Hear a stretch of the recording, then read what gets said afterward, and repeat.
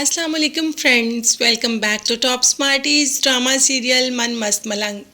रिया कबीर की दुल्हन बनकर आ तो गई, मगर रिया कुछ अजीब उखड़ा उखड़ा सा बिहेव कर रही है, जो कि कबीर ने नोट भी किया।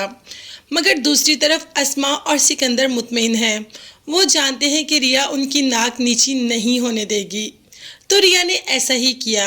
जैसे ही कबीर गहरी नींद में सो गया तो रिया ने चादर पकड़ी और कबीर को छोड़ दिया। मतलब कबीर का घर रात के अंधेरे में छोड़कर अस्मा की तरफ अपने भाई के घर आ गई। कबीर तो इस बात को जानता भी नहीं कि रिया उसको इतना बड़ा धोखा भी देगी, और रिया ने बिल्कुल अस्मा वाला ही किया।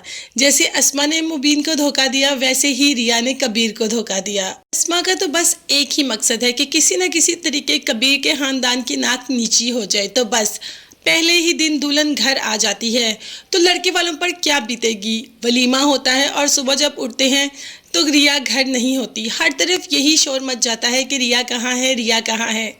कबीर जान लेता है कि रिया कहाँ है, इसीलिए कह देता है कि रिया वहाँ है जहाँ उसको नहीं होना चाहिए था।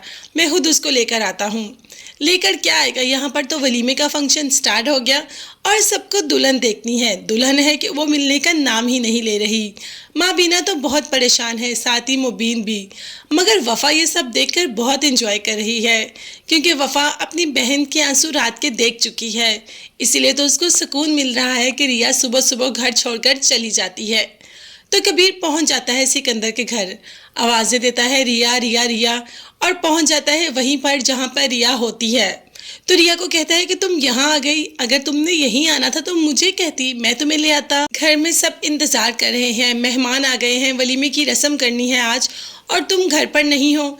इससे पहले कि रिया कुछ बोलती, उससे पहले ही अस्मा और सिकंदर ने बोलना शुरू कर दिया कि रिया अब तुम्हारे साथ नहीं रहेगी। रिया हमेशा हमेशा के लिए वो घर छोड़कर आ गई है।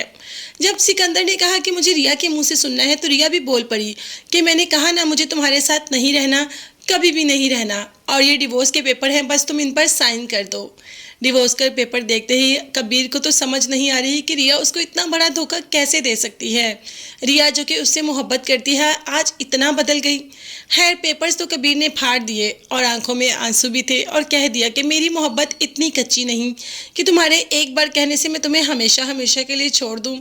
ये तो मैं कभी कर ही नहीं सकता, और ना ही तुम ये कभी सोचना कि मैं तुम्हें सारी ज़िंदगी छोड़ूंगा। फिलहाल तो रिया और कबीर अलहदा हो गए। अभी मिलाप ही हुआ था कि उसके बाद लंबी जुदाई पड़ गई। अब देखते हैं कि ये जुदाई कब तक चलती है।